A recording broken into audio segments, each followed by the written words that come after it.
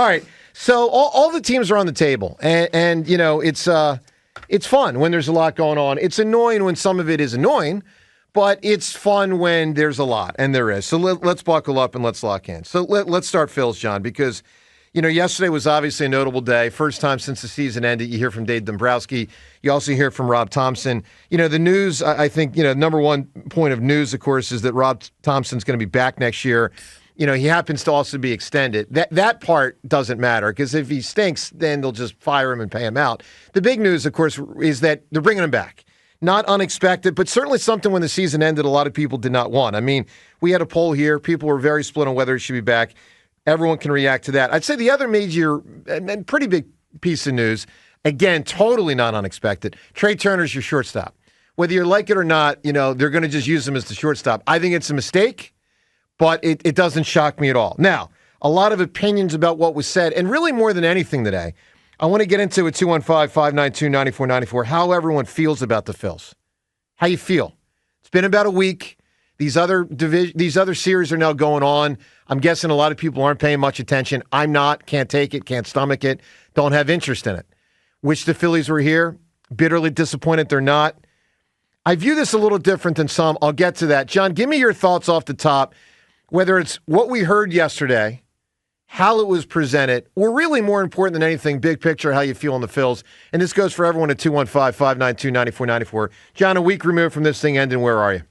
I couldn't believe that there was a disconnect again between the way that I felt and the way that, you know, someone who's very important for one of our teams felt about the team. The disconnect between Dave Dombrowski and me as a fan, it was real. You know, why wasn't Dave Dombrowski more urgent in that press conference? It felt like, you know, maybe he's just trying to smooth things over, and that's his personality. Like, hey, guys, let's stay calm. This is part of my job, like keeping everyone calm. But I want to know why you're not more urgent. You know, like if other teams chase, I don't care. And it seems like you have devised some sleight of hand up there where, you know, you're trying to convince me that things are okay. And I'm not buying it necessarily. Like if other teams chase, don't care. We did chase. We did chase at the worst times again. Why is there that disconnect? You know, the chase. Our coaches don't share in our reality that we watched our team chase, and that's part of the problem. You know, you say you're open-minded to adjustments. He said that yesterday. Yeah, you're open-minded to adjustments. Well, why are you running the whole kit and caboodle back then? We got worse. We got incrementally worse. We were playing in the World Series 2 years ago. This year, we played 4 games. We lost the series. We lost right away. I don't need this sleight of hand, you know, where he says, you know, the chase, actually, we chased less than the Mets did. We lost the series. Yeah, I didn't need to hear that line. We lost bothered me. the series. 2 years ago, it was the World Series. This year, we played 4 games. Red October, you know, it's like Le Petit Red. It's like wine. It's no longer Red October. Well, it's like Le Petit Rouge. It's 4 games. Red October became Le Petit Rouge. This guy goes French on it. That's French. What a reference. That's so bad. Just want to make sure. This is how bad it is. It's not We've Greek. gone French. It's not Russian. That's all right. So here's the deal, and it's funny, John, but I will say this. I figured you would say that, John. I really did. And I tend to think, and again, we can find out at 215-592-9494. I tend to think most people will agree with you. They call us today. I largely disagree with you. So let me just tell you where I'm at on the Phils, and in part on yesterday. Not that I loved everything yesterday. Look, I think Trey Turner is the shortstop for the wrong reason. I think he is the shortstop because they promised him he'd be the shortstop when he joined the Phillies. I think that's the reason he's going to be the shortstop next year. And I think that's a bad reason to have someone be a shortstop. And as a Phillies fan, that really disappoints me, because I don't think that gives the team the best chance to win. If Bryson Stott is back next year, and there's a very high probability he will be, he should be the shortstop and Trey Turner should not be. That's my opinion, and I would tend to think most will agree with that. But let me give you my big picture on the Phils. because I am not nearly as far down the track as John and many people over the last week since this thing ended. And guys, I promise you it doesn't mean I'm any less disappointed than you are. I just see things, I think, a little different on the baseball front than others based on what I've heard. Here's where I'm at, and I'm just going to start with 3 facts.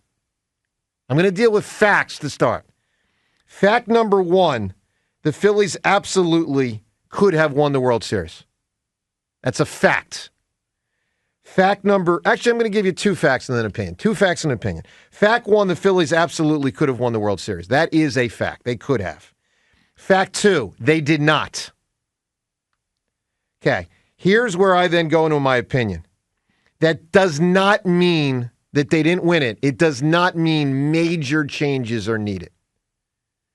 Now, I know a lot of you might say, well, Joe, what the hell? They get to the postseason. Were they closer this year than they were the year before? No, but I think were they closer this year than they were 2 years before? Not in October, but I think they were a better team. We just saw them re-rack it. Like, we just saw this last offseason and at the trade deadline. I understand. Like, this isn't good enough. Like, I don't know how you could say that. Well, James, let me ask you a question. Are you saying that they come back with the same team next year, they have a 0% chance Of course not. Okay. But this is all about, you're in a window. You have Bryce Harper, you have Trey Turner, you paid all this money, you have all this stuff. The owner wants his trophy. Like, you maximize the window.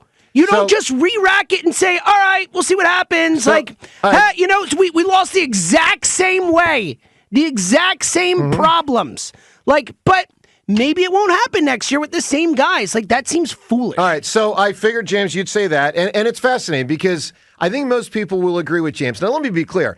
I'm not indicating that I want nothing to change. I mean, first off, season to season, there's always things to change. I mean, you have some free agents that leave. You have some free agents that come. You can't keep them all. I mean, you could in baseball, but it doesn't always work that way. Look, obviously Taiwan is probably not going to be the 5th starter, so by definition, you're going to have some change there. I think Garrett Stubbs will be out. I think Marchand will be in. So I'm not saying I expect the exact same 26 players, nor am I saying I want the exact same 26 players. What I am saying with the main, let's call it 8 to 10 guys, like your expensive hitters, your young guys like Bohm and Stott that aren't yet in big money, your main starting pitchers. I tend to think almost all of them will be back, and I am in no rush to get rid of any of them. I'm really not. Now, look, in a perfect world, you would be able to replace Trey Turner's almost close to $300 million left with someone else's close to $300 million left. But I deal in the real world, not the fantasy world. So you can't trade Trey Turner's contract for Mookie Betts' contract. Don't work that way. And I just believe that there has been a rush to judgment damning the team and their future based on the way it ended, and that includes the second half of the season, with a lot of people missing the reality that the Phillies did have an outstanding season in the regular season and could have won in October if they played better in October, which I think was Dombrowski's main point yesterday. But I think that you think it's foolish? I think it obscures what really happened. They had a great 2 months. They were a great team for 2 months, and they were mediocre for the rest of the season. The last 4 months we've seen them play, they were a mediocre baseball team. They weren't able to regain. They were closer to getting swept by the Mets than they were to winning that series. No, I understand. So, I get what you're saying, and it is baseball, and baseball's weird, and there's chaos in the playoffs and all that. But you can't just do the same thing and expect different results. John, what do you make? They were so far. They were farther from excellence this year. They were farther from excellence the year before than they were when we went to the World Series. We're incrementally getting farther from our goal. I needed to see more, concern from Dave Dombrowski, more urgency from Dave Dombrowski, more of, I understand that he is very even keeled and very calm and collected all the time. But man, I feel like a lot of work needs to be done. He seems to think that, hey, these guys are the ones who are going to do the plan. They just need to do it better. I don't agree. I think we need to add better players at the trade deadline. That wasn't good enough this year. Maybe some more contrition. Well, let me present this, and of course all of this at 215-592-9494. Like we did when the season ended last week. I'll ask you, what specifically do you want to see done?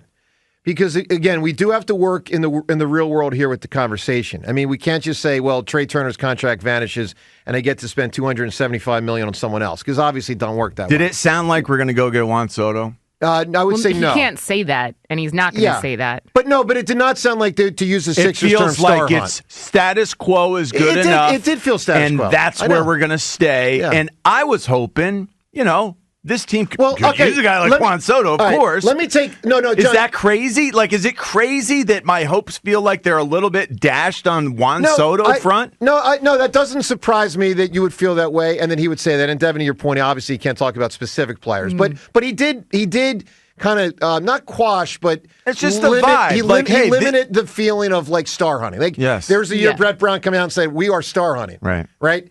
That is not what Dave Dombrowski said yesterday. I just want to use Alec Bohm for a moment as a litmus test, because I think he's a big one here. So there are a lot of people when the season ended, got to get rid of Bohm. Got to get rid of him. Can't trust him. Some people don't like him, don't like the vibe, impetuous, acting like a baby, want him out.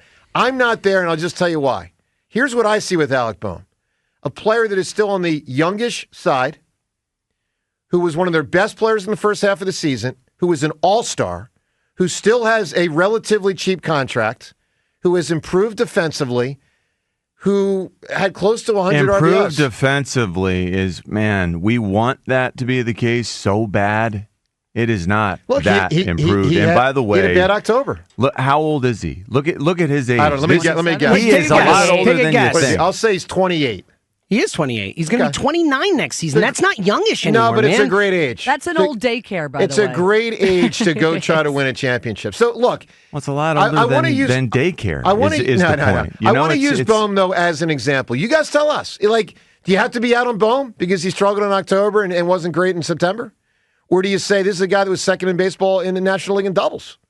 215-592-9494. We're going to play a lot of audio of what Dombrowski said yesterday. We're also going to get into what Sirianni said yesterday. We have coming up a really cool prize for today. Matter of fact, I'm going to tell you what it is right now. Tickets to see the Flyers home opener. Flyers have already played 3 games out west. They got 1 more. Then they come home. Home opener coming up soon.